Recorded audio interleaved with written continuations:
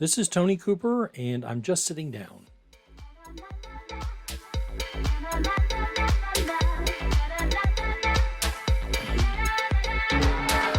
Here we go. All right. So, despite the title and its ominousness, is that a word?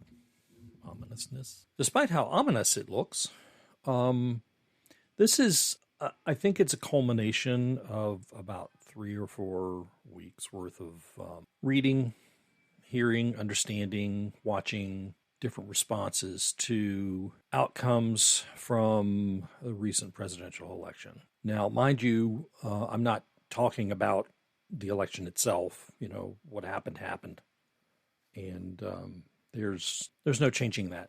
The outcome was the outcome, and I'm not advocating in any way regarding how it can or can't be adapted. What I'm doing instead is talking about where the fear and loathing is coming from and who it affects. And I guess of the things that I have seen and heard and read and discussed with people is that there are a lot of folks out there who they're afraid.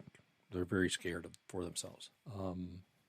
And I think a big part of that has something to do with promises made, either on the campaign trail or in past public statements, or even private statements that went public. And it's affecting a lot of people. Now, I'm just going to mention a few groups here. The most recent one I was reading about was black women. They're scared. A lot of them are very scared. And they are scared because people have a tendency, the general population has a tendency to internalize the words and actions of someone who takes a specific position on something, whether they are actually accomplishing that or they're going to do what they say, it means nothing. That's practically irrelevant. Instead, what a lot of people see and hear are what they feel like their marching orders are. We can take that back to a lot of racist action that has taken place in previous years.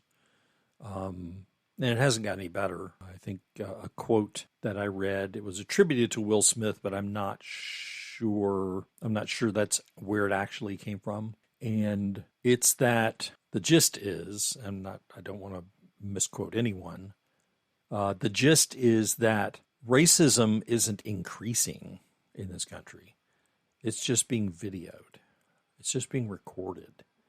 And it's being recorded and placed onto all kinds of social media. Of course, you hear a lot of other stuff on social media too. You see people taking a variety of stances that they're absolutely disgusting.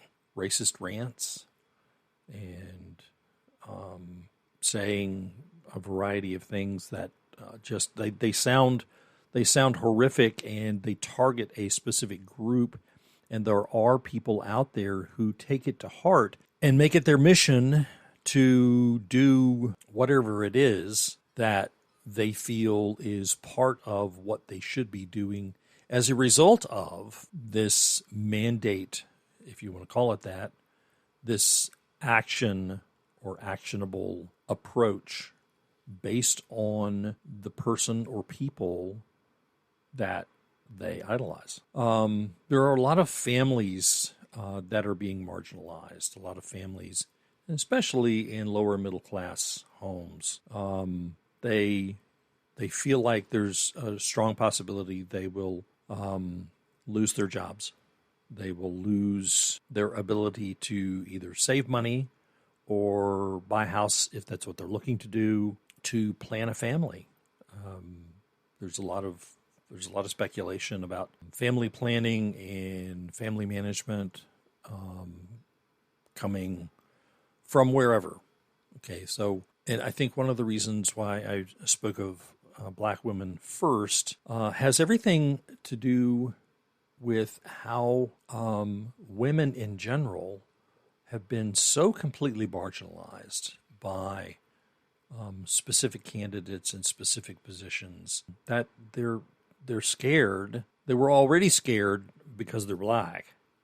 They're even more scared because they're women, and a lot of the people who have taken positions or stances related to anything having to do with women, reproductive health, and generally just taking care of themselves and their family, they feel like they have been just all of the energy that was moving toward becoming, if you will, more able to have their own opinions and input and what have you.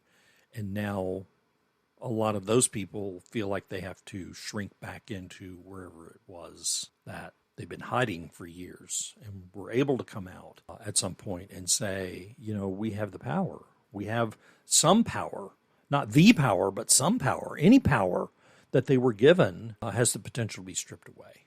And that's something that they're afraid of. Another one is government workers. Government workers keep hearing that their jobs are going to be taken away, that they're going to be scaled back, they're going to be moved to a different part of the country, and they feel like they also have lost control. They've lost control of any of what they have relied on probably for their entire careers. Maybe they started when they were 23, 24, and they're in their 50s now, and that's a lot of work. That's a lot of lifetime work, and their concerns are completely valid, because how would you like to be 30 years in a job and you've gotten so used to your job, and you're getting close to that retirement age, then somebody says, hey, we're going to move your job and your whole office to another location that's 1,500 miles away. And you are, a couple of years away from retiring, or whatever. Whatever you had in mind has been made tentative. That's not what people aspire to. That's not what they strive to do. They don't strive to say, hey, let me get 30 years into my career, and then I think I'll move 1,500 miles away to finish out those last couple of years. And that's loathing. That's, and yes, I understand a lot of it is speculation, but some people who are more vocal in the upcoming administration have made it difficult not to believe it. So bear that in mind. Gay and trans individuals. I'm not either gay or trans, but I am an ally. And it hurts my heart to see so many people get to the point, I think, where they feel like they can no longer trust their own community or the people around them, regardless of where they live.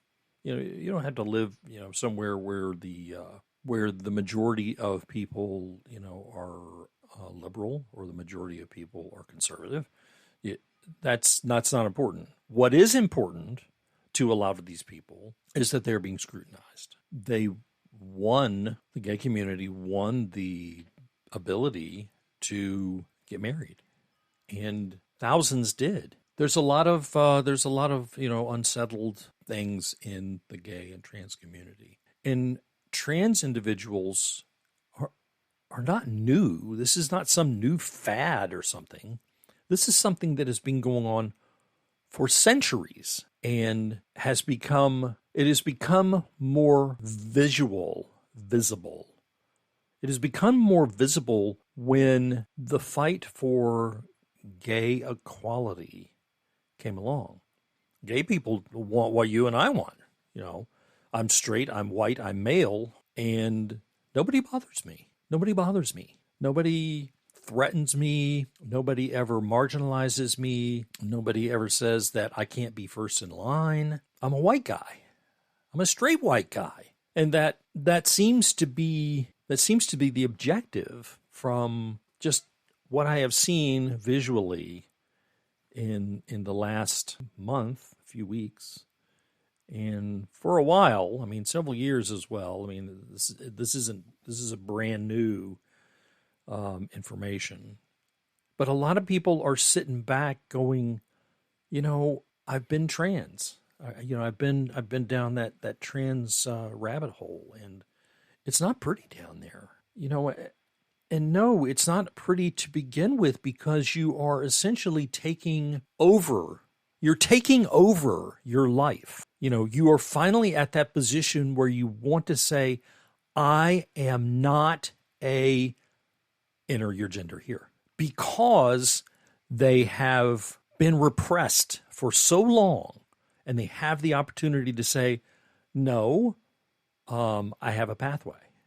I have pathways. I know personally, I know two trans individuals. I have a family member that is gay. You know what? I'm sorry. I personally know three trans individuals, because one of them is a family member. I have a family member who's gay. I have many, many, many friends who are gay. Many who have passed, some who are living very happy, productive lives, but they're afraid. They're afraid that the empowerment they've been given to question everyone is going to lead to violence, possibly death. How do you live like that? How do you sit back and say, well, I'm doing okay today, but tomorrow there's supposed to be something going on that's going to cause me some severe problems, and I might get hurt. None of us expect that. None of us expect during an average day that you leave your house, you get in your car, you drive to the grocery store, or you drive to a restaurant, or you drive to an appointment, a doctor's appointment, let's say, and we actively worry about being confronted for some reason or another.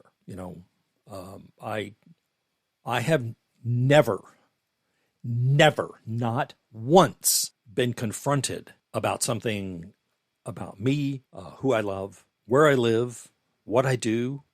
I've never been confronted about any of that. Why? Because I'm a straight white male. These people don't have that privilege, and it is a privilege, and they're afraid, and they are loathing being afraid.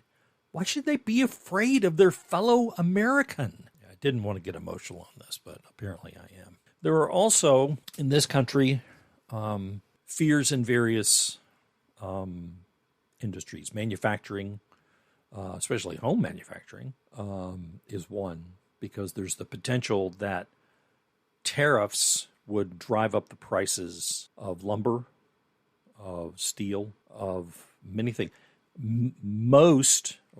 Quite a bit of the materials used to build a home come from Canada. Canada is on the watch list for tariffs. Could you imagine adding 25% to the price of a home, which is already way too expensive for a first-time home buyer?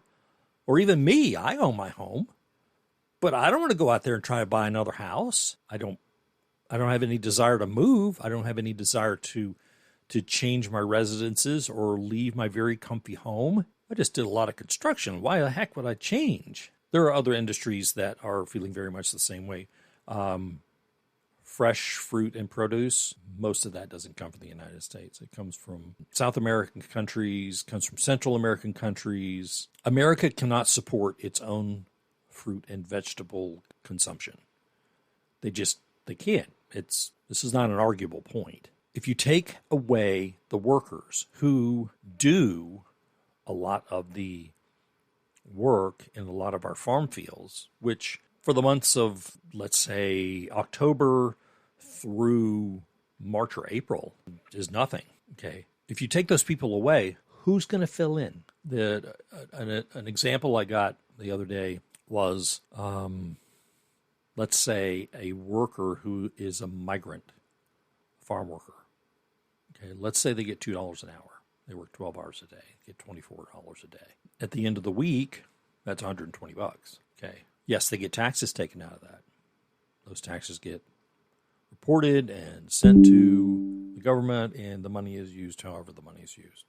Whatever. They don't get any benefits for that. They don't get welfare. They don't get assistance of any kind, unless it's within their own community. So my question to you with respect to that is, are you willing to work for $120 a week? The other part of that is, out of that $120, of course, comes the inescapable taxes. But also, they send as much of that money home back to the people, their family, which is almost sure to be back in their home country. And they get together with a bunch of other people who are from, the same migrant group and say, hey, let's go rent a house or rent an apartment.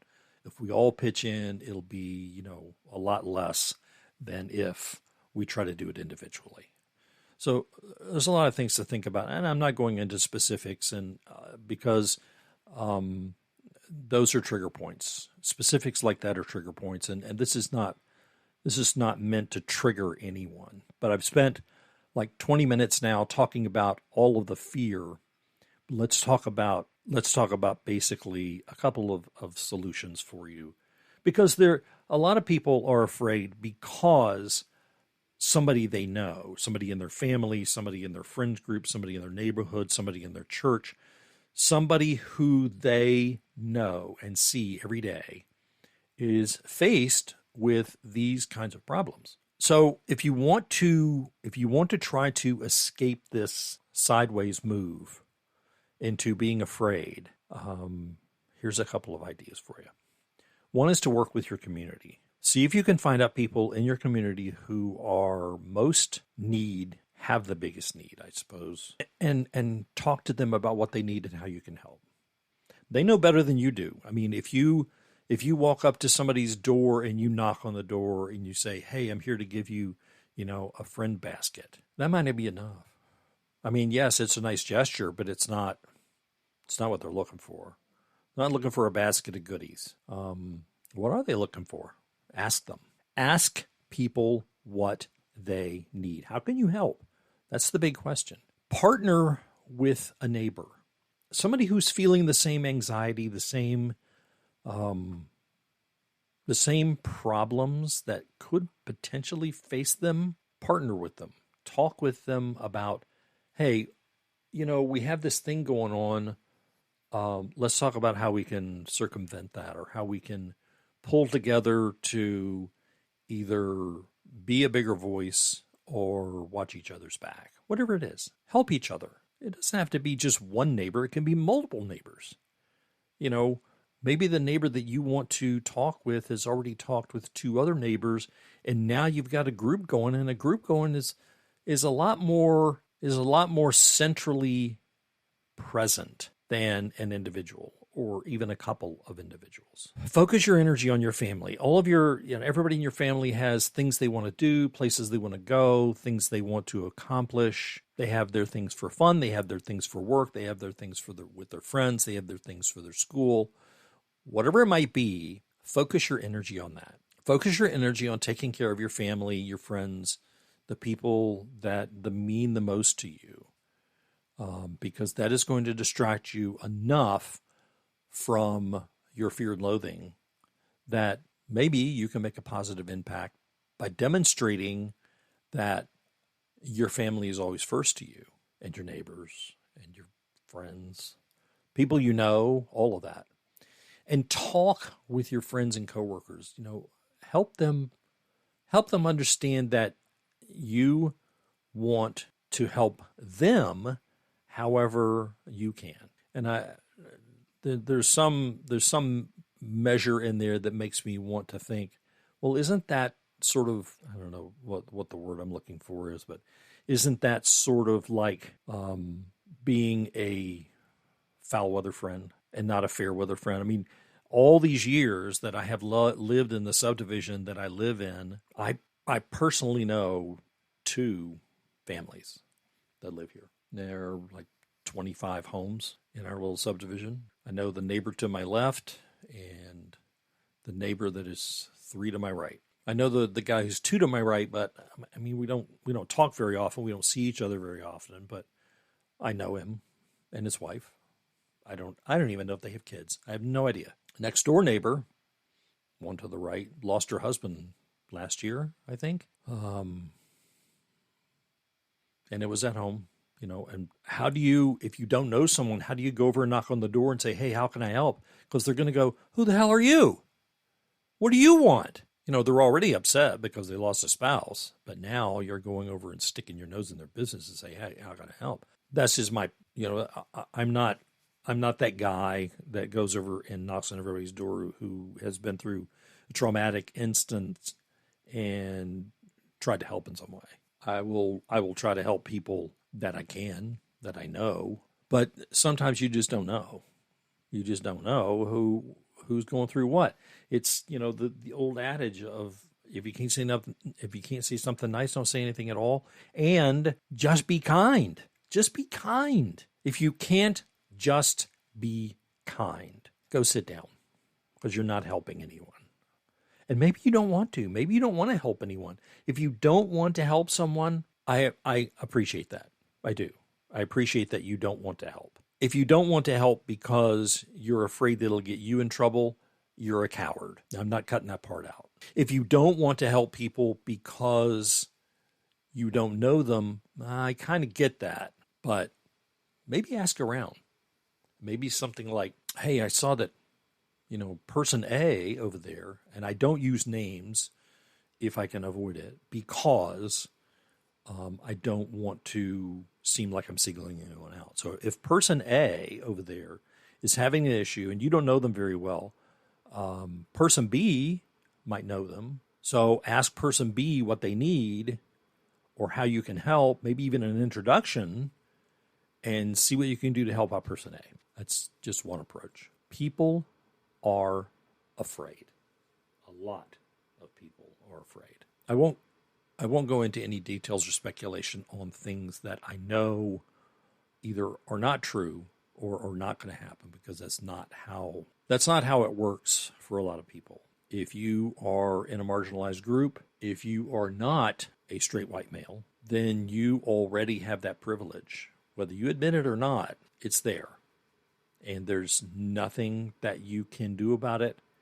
And a lot of the people who want relief, they probably would rather hear from someone who is going to be able to provide them with some kind of stability, with some kind of organizational moxie, with some kind of moment that says, I'm here to help. What can I do? Don't tell them what you're going to do. Ask what you can do. Any of that is going to help, even just a little bit, help people who need help. Ask them what they need. Don't impose yourself on them. Let's be kind to each other. It's hard enough getting through the concerns that a lot of people have. I have some of them too. Yes, most of them are for friends of mine who are in one of these groups or others that I have not spelled out. I just want peace with everybody. Yes, I'm an optimist. Yes, I'm a peace lover. Call me whatever name it is you got to call me in order to help you move ahead in life. Whatever it is, I believe that people help other people because they are good people, not because they want recognition. And that's a whole other podcast. For now, I just hope you can see your way clear to understanding that the fear is real among these different groups and others. If you feel like there's a group that I haven't talked about that should be talked about or pointed out, please leave it in the comments. Send me an email. Here's my email address. And let's figure things out one thing at a time. A lot of what I've said is probably something that you can use, they can use. Work with your community, partner with a neighbor, focus your energy on family, and talk with your friends and coworkers. See what you can do to help. But most of all, be kind to everyone. You have absolutely no idea what's going on with them. None. Until next time, I bid you peace, and please be safe out there.